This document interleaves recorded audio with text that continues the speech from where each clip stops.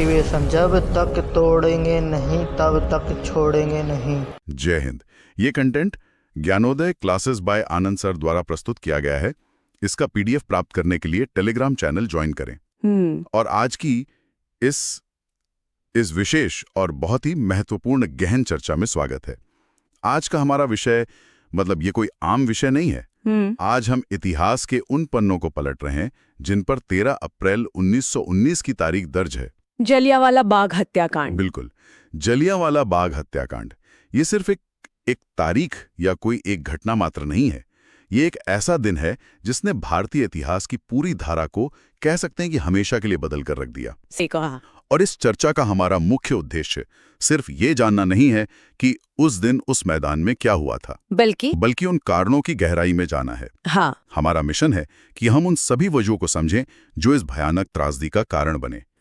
आज हम जिन स्रोतों का विश्लेषण कर रहे हैं, जैसे ब्रिटिश अभिलेखागार के दस्तावेज, हंटर समिति की रिपोर्ट, उस समय के नेताओं के पत्र और प्रत्यक्षदर्शियों के संस्मरण, हाँ, जो चश्मदीद थे उनके दर्दनाक संस्मरण, ये सब हमें ये समझने में मदद करेंगे कि कैसे इस एक घटना ने पूरे देश में ब्रिटिश शासन की नींव को हिला दिया। इस विषय पर इतनी गहराई से बात करना सच कहूं तो बहुत जरूरी है, क्योंकि इतिहास को अक्सर हम अलग-अलग कटी हुई घटनाओं के रूप में देखते हैं। हाँ, टुकड़ों में। बिल्कुल, लेकिन जो बात सबसे ज्यादा समझने लायक है वो ये है कि जलियांवाला बाग की घटना रातों रात शून्य से पैदा नहीं हुई थी। वो कोई अचानक हुआ हादसा नहीं था। नहीं, यह उस समय के संचित असंतोष, लोगों के क्रोध और ब्रिटिश नीतियों के प्रति भारतीय जनमानस में मतलब कई सालों से उबल रही निराशा का एक विस्फोटक चरम बिंदु था। अगर हमें 13 अप्रैल की उस शाम को समझना है तो हमें उस समय के वातावरण को के उस दबाव को समझना होगा जो लगातार बढ़ रहा था। हाँ। तो चलिए सबसे पहले इस दबाव को, इस पूरी पृष्ठभूमि को खोलकर देखते हैं। हमारी कहानी वास्तव में शुरू होती है प्रथम विश्व युद्ध से, जो 1914 से 1918 तक चला था। सही कहा। उस समय भारत ने ब्रिटिश साम्राज्य का पूरा साथ दिया था।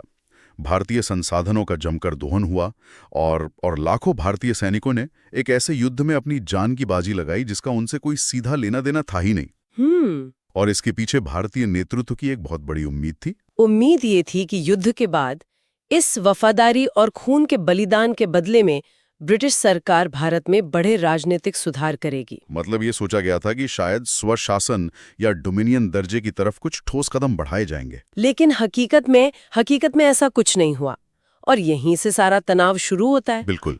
अगर हम तत्कालीन आर्थिक दस्तावेजों को देखें तो युद्ध के बाद भारत को राजनीतिक अधिकारों के बजाय मिला क्या? बेतहाशा महंगाई, भयंकर बेरोजगारी, हाँ, और एक बहुत ही गहरा असंतोष। अर्थव्यवस्था पूरी तरह से चरमरा गई थी। दैनिक उपयोग की चीजों के दाम आसमान छू रहे थे। आम जनता का जीवन बहुत ही कठिन हो गया था। और उसी समय एक वैश्विक महामारी भी फैली हुई थी, स्पेनिश फ्लू। हाँ, जिसने लाखों जानें ली। लोग जिस इनाम या राहत की उम्मीद कर रहे थे, मतलब उसके बिल्कुल उलट उन्हें गहरे आर्थिक और सामाजिक संकट में ढकेल दिया गया। और इसी उबलते हुए माहौल में आग में घी डालने का काम किया एक नए दमनकारी कानून ने। और वो कानून था रॉलेट एक्ट, 1919 का वो काला कानून जिसने पूरे देश में भूचाल ला दिया। लेकिन इस एक्ट में ऐसा क्या था जिसने इसे इतना कुख्यात बना दिया? अगर हम इसके प्रावधानों पर नजर डालें तो वे इतने क्रूर और अलोकतांत्रिक थे कि आज के समय में इसकी कल्पना करना भी मुश्किल है। बिना दलील, बिना वकील, बिना अपील। बिल्कुल। इस एक्ट के तहत ब्रिटिश सरकार को ये निरंकुश अधिकार मिल गया था कि वो किसी भी भारतीय को बिना कोई मुकदमा चलाए गिरफ्तार कर सकती थी और अनिश्चित काल के लिए जेल में डाल सकती थी। जाहिर सी बात है, पूरे देश में इसका भयंकर विरोध शुरू हो गया और इसी काले कानून के खिलाफ महात्मा गांधी ने देशव्यापी सत्याग्रह का आह्वान किया। यहाँ स्रोतों का विश्लेषण करते हुए एक बहुत ही महत्वपूर्ण सवाल खड़ा होता है। वो क्या? पूरे देश में विरोध हो रहा था, लेकिन पंजाब में यह आंदोलन सबसे अधिक उग्र क्यों था? ये सोचने वाली बात है। इसका उत्तर पंजाब की तत्कालीन सामाजिक और आर्थिक स्थिति में छिपा है। पंजाब का जो समाज था वो युद्ध के प्रभावों से बहुत गहराई से आहत था। वहां के गांवों से बहुत बड़ी संख्या में युवाओं को युद्ध के लिए सेना में भर्ती किया गया था, और कई बार तो जबरन भर्ती किया गया था। हाँ, और जब वे सैनिक युद्ध से लौटे तो उनके पास न रोजगार था और ना ही सम्मान। और जब ऐसे माहौल में रॉलेट एक्ट लागू हुआ तो पंजाब सचमुच उबल पड़ा। और अमृतसर में इस जन आंदोलन का नेतृत्व दो बहुत ही लोकप्रिय नेता कर रहे थे, डॉक्टर सैफुद्दीन किचलू और डॉक्टर सत्यपाल। वे हिंदू मुस्लिम एकता के बहुत बड़े प्रतीक बन चुके थे। और जब ब्रिटिश सरकार ने घबराकर इन दोनों नेताओं को अचानक गिरफ्तार कर लिया, उन्हें किसी अज्ञात स्थान पर भेज दिया, तो जनता के भीतर का रोष अपनी चरम सीमा को पार कर गया। और इस आक्रोश को दबाने के लिए ब्रिटिश प्रशासन ने जो तरीका अपनाया वो उनके डर को भी दिखाता है और उनकी क्रूरता को भी। बिल्कुल। अमृतसर शहर का नियंत्रण सेना को सौंप दिया गया। शहर में कठोर फौजी कानून यानी मार्शल लॉ लागू कर दिया गया। लेकिन ये सिर्फ एक प्रशासनिक शब्द नहीं था। इसका आम लोगों के जीवन पर क्या प्रभाव पड़ा, ये समझना बहुत जरूरी है। क्या पाबंदियां थीं उस समय? फौजी कानून लागू होने का मतलब था आम नागरिक के सभी बुनियादी अधिकारों का छिन जाना। लोगों के इकट्ठा होने पर, सार्वजनिक सभाओं पर, यहां तक कि एक साथ कुछ लोगों के चलने पर भी रोक लगा दी गई थी। हाँ, शहर का माहौल ऐसा हो गया था मानो छावनी में तब्दील हो गया हो। हर तरफ खौफ था। कई जगहों पर पानी और बिजली की आपूर्ति काट दी गई थी। लोगों को सड़कों पर कोड़े मारे जाने का डर था। और प्रशासन ने बिना किसी स्पष्ट संचार के, बिना ठीक से बताए, ये सख्त नियम लागू कर दिए थे। यही वो दुखद संचार अंतर है जो इस त्रासदी का एक बड़ा कारण बना। तो जहां एक बहुत बड़ा सवाल उठता है, अगर पूरे शहर में इतनी सख्ती थी, फौजी कानून लागू था, पहरा था, तो इतनी बड़ी संख्या में लोग उस बाग में कैसे पहुंच गए? क्योंकि वो 13 अप्रैल 1919 का दिन था, बैसाखी का पवित्र दिन। बैसाखी जो पंजाब का एक बहुत ही बड़ा कृषि और धार्मिक त्योहार है। बिल्कुल। अमृतसर के आसपास के सैकड़ों गांव से मासूम लोग, जिनमें किसान थे, महिलाएं थीं, बुजुर्ग और छोटे बच्चे शामिल थे, वे स्वर्ण मंदिर में दर्शन करने और बैसाखी का पारंपरिक मेला देखने के लिए शहर आए थे। और जलियांवाला बाग स्वर्ण मंदिर के बिल्कुल करीब है। हाँ, तो गांव से आए इन सीधे साधे लोगों को इस बात का जरा भी अंदाजा नहीं था कि शहर में फौजी कानून लागू है या सार्वजनिक सभाओं पर कोई रोक लगी हुई है। क्योंकि प्रशासन ने गांव में इस पाबंदी की कोई मुनादी नहीं करवाई थी। बिल्कुल नहीं। इसके अलावा कुछ स्थानीय लोग वहां शांतिपूर्ण तरीके से अपने नेताओं की गिरफ्तारी का विरोध करने के लिए भी इकट्ठा हुए थे। तो कुल मिलाकर वहां कितनी भीड़ रही होगी? लगभग 15 से 20 हजार लोगों की भीड़ उस बाग में मौजूद थी। अब यहाँ कहानी एक बहुत ही खौफनाक मोड़ लेती है। जलियांवाला बाग की जो भौगोलिक बनावट थी, उसे समझे बिना हम इस घटना की भयावहता को नहीं समझ सकते। सही कहा। ये कोई आम खुला मैदान नहीं था जहां से आसानी से निकला जा सके। ये एक ऐसा स्थान था जिसके चारों ओर घरों और इमारतों की ऊंची ऊंची दीवारें थीं। एक तरह से एक विशाल चारदीवारी के भीतर का खाली हिस्सा था। बाहर निकलने के रास्ते बेहद संकरे थे। कुछ रास्ते तो इतने छोटे थे कि वहां से एक बार में केवल एक ही व्यक्ति मुश्किल से निकल सकता था। मतलब एक बंद पिंजरे जैसी जगह थी। बिल्कुल पिंजरे जैसी। और शाम के लगभग 4:30 या 5 बज रहे थे। बाग में एक शांतिपूर्ण सभा चल रही थी। एक वक्ता मंच पर बोल रहा था। तभी वहां ब्रिगेडियर जनरल रेजिनाल्ड डायर पहुंचता है अपने सैनिकों के साथ। हाँ, ऐतिहासिक दस्तावेज बताते हैं कि उसके साथ 50 सशस्त्र सैनिक थे, जिनमें से कुछ के पास 303 ली एनफील्ड राइफलें थीं। और उसके पास मशीन गन वाली गाड़ियां भी थी ना? मशीन गन से लैस 2 बख्तरबंद गाड़ियां भी थीं। लेकिन गनीमत ये रही कि रास्ता इतना संकरा था कि वो गाड़ियां बाग के अंदर जा ही नहीं सकीं। फिर डायर ने अंदर आते ही क्या किया? उसने अपने सैनिकों को उस एकमात्र मुख्य और संकरे प्रवेश द्वार पर तैनात कर दिया, जिससे बाहर निकला जा सकता था। उसने बाहर निकलने का वो इकलौता रास्ता भी पूरी तरह से बंद कर दिया। और इसके बाद जो हुआ उसे बताते हुए आज भी रोंगटे खड़े हो जाते हैं। जनरल डायर ने वहां मौजूद निहत्थ थी, शांत और पूरी तरह से अनजान भीड़ को वहां से चले जाने की कोई चेतावनी नहीं दी। कोई चेतावनी नहीं। हवा में कोई गोली नहीं चलाई गई। बिना किसी पूर्व सूचना के, बिना किसी को भागने का मौका दिए, उसने अपने सैनिकों को भीड़ पर सीधी गोलियां चलाने का आदेश दे दिया। और लगातार लगभग 10 मिनट तक गोलियों की बारिश होती रही। 10 मिनट। सुनने में शायद ये समय एक छोटी अवधि लगे, लेकिन जब बंदूकों की गोलियां निहत्थे और घबराए हुए लोगों पर बरस रही हों, तो ये 10 मिनट सदियों जैसे लगते हैं। और प्रत्यक्षदर्शियों के जो बयान हैं वो डायर की क्रूरता की पराकाष्ठा को दर्शाते हैं। उसने अपने सैनिकों को निर्देश दिया था कि वे जानबूझकर भीड़ के सबसे घने हिस्सों को निशाना बनाएं। जहां सबसे ज्यादा लोग अपनी जान बचाने के लिए भागने की कोशिश में इकट्ठे हो रहे थे, जहां बाहर निकलने के संकरे रास्तों पर भगदड़ मची थी, वहीं सबसे ज्यादा गोलियां दागी गईं। सैनिकों ने तब तक गोलियां चलाईं जब तक कि उनका गोला बारूद लगभग खत्म नहीं हो गया। आधिकारिक रिकॉर्ड के अनुसार कुल 1650 राउंड गोलियां चलाई गईं। वहां क्या मंजर रहा होगा, इसकी हम केवल कल्पना कर सकते हैं। चारों तरफ चीख पुकार मच गई। लोग अपनी जान बचाने के लिए उन ऊंची दीवारों पर चढ़ने की कोशिश कर रहे थे, लेकिन गोलियां उन्हें वहीं छलनी कर दे रही थीं। छोटे बच्चों को बचाने के लिए माताएं उनके ऊपर लेट गईं।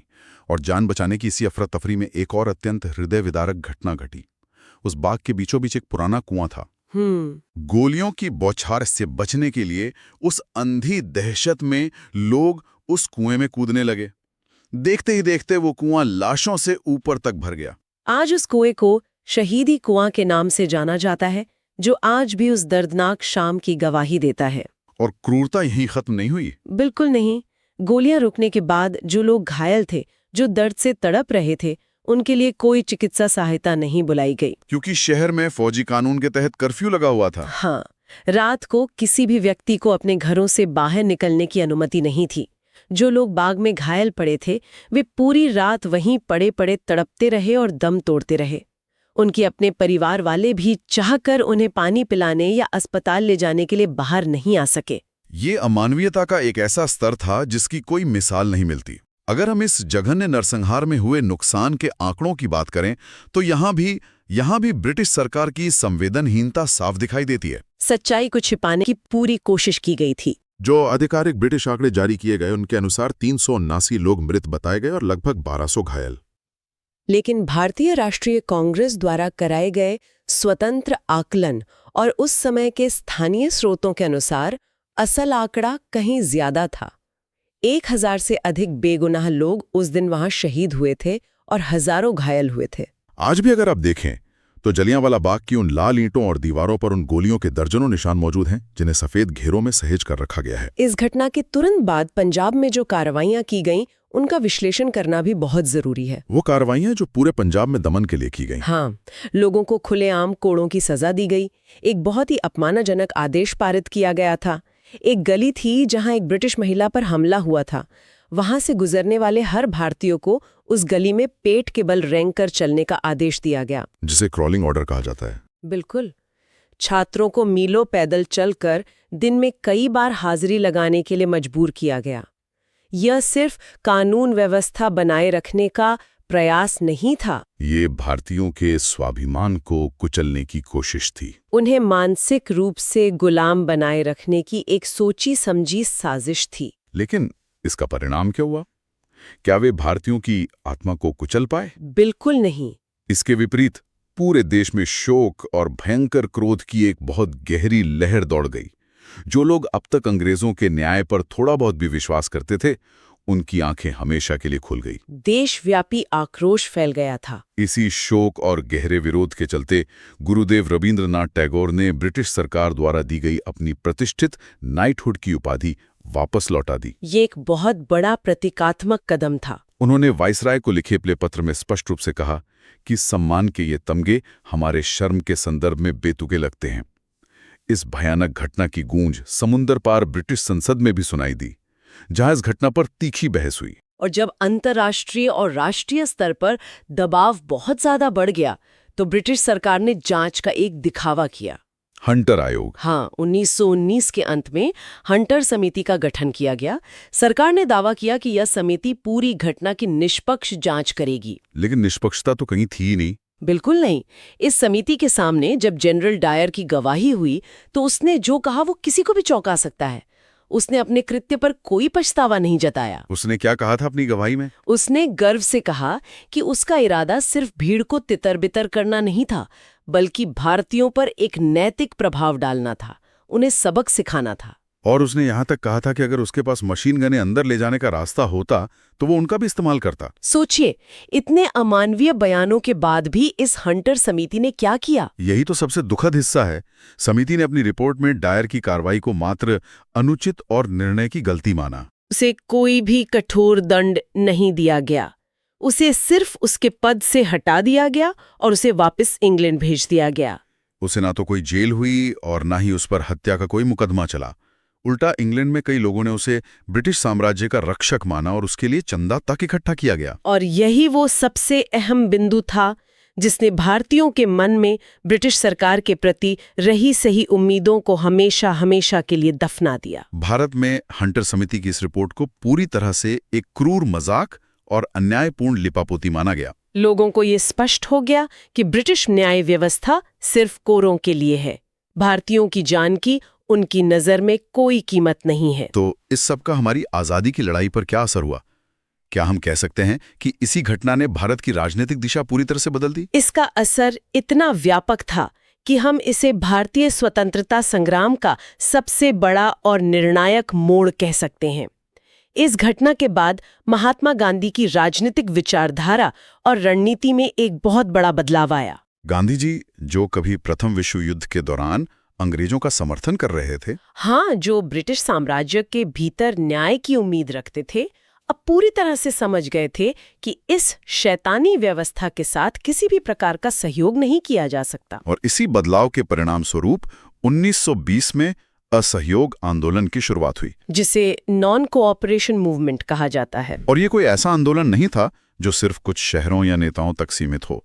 जलियांवाला बाग के दर्द ने पूरे देश को एक सूत्र में बांध दिया था। इस आंदोलन को इतना व्यापक जन समर्थन मिला जितना भारत के इतिहास में पहले कभी किसी आंदोलन को नहीं मिला था। कांग्रेस पार्टी, जो अब तक मुख्य रूप से बुद्धिजीवियों या उच्च वर्ग की पार्टी मानी जाती थी, वह अब सीधे तौर पर आम जनता से जुड़ गई। वो किसानों, मजदूरों और आम आदमी की पार्टी बन गई। स्वतंत्रता संग्राम अब महलों और अदालतों से निकलकर सड़कों और गांवों तक पहुंच गया। अंग्रेजों का वो दावा कि वे भारत में एक सभ्य और न्यायपूर्ण शासन चला रहे हैं, पूरी तरह से ध्वस्त हो गया। इसके अलावा इस त्रासदी ने हिंदू मुस्लिम एकता को अभूतपूर्व बल दिया। जलियांवाला बाग की मिट्टी में हिंदू, मुस्लिम और सिख सभी का खून एक साथ मिला था। इस शहादत ने युवाओं के भीतर स्वाधीनता का ऐसा गहरा जोश भर दिया कि आने वाले वर्षों में भगत सिंह, उधम सिंह और चंद्रशेखर आजाद जैसे क्रांतिकारियों की एक पूरी नई पीढ़ी तैयार हुई। दुनिया भर में ये संदेश गया कि ब्रिटिश साम्राज्य किस कीमत पर और कितनी क्रूरता के आधार पर टिका हुआ है। आज 100 से अधिक वर्षों के बाद भी जब कोई जलियांवाला बाग जाता है तो वहां एक विशाल राष्ट्रीय स्मारक स्थापित है। वो सिर्फ ईंट पत्थरों का ढांचा नहीं है, वो हमारे इतिहास का एक धड़कता हुआ हिस्सा है। आज भी जब कोई वहां जाता है और उन लाल दीवारों पर बने गोलियों के निशानों को देखता है, उस शहीदी कुएं के पास खड़ा होता है, तो वो निशान आज भी उस महान शहादत की याद दिलाते हैं। हर साल 13 अप्रैल को पूरा देश उन वीर शहीदों को भावुक होकर श्रद्धांजलि अर्पित करता है। ये जगह हमें बार बार याद दिलाती है कि हमारी आज़ादी की हवा में कितनी भारी कीमत चुकाई गई है। इतिहास को केवल किताबों में बंद करके नहीं रखा जा सकता। बिल्कुल, इसे अपनी स्मृति में सजीव रखना आवश्यक है।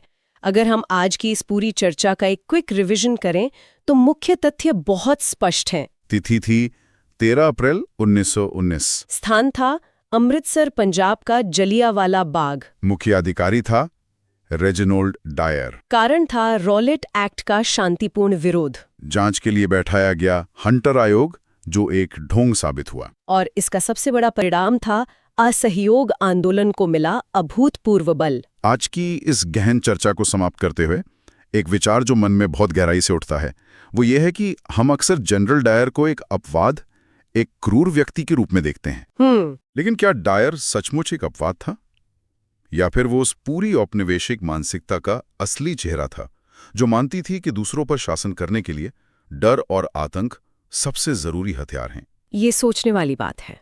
अगर हंटर आयोग की रिपोर्ट के बाद ब्रिटिश सरकार ने डायर को कड़ी सजा दी होती, तो क्या भारत का स्वतंत्रता संग्राम वही रास्ता अपनाता जो उसने अपनाया, या जलियांवाला बाग ने हमेशा के लिए अंग्रेजों के न्याय के मुखौटे को उतार फेंका था? आज जब हम उन दीवारों पर गोलियों के निशानों को संजोकर रखते हैं, तो हम पीढ़ियों के लिए उस औपनिवेशिक मानसिकता के असली खौफनाक चेहरे को बेनकाब करके सहेज रहे हैं, ताकि भविष्य की कोई भी पीढ़ी आज़ादी को कभी हल्के में ना ले। बिल्कुल। धन्यवाद। और हमारा एक ही मोटिवेशन, जब तक तोड़ेंगे नहीं तब तक छोड़ेंगे नहीं।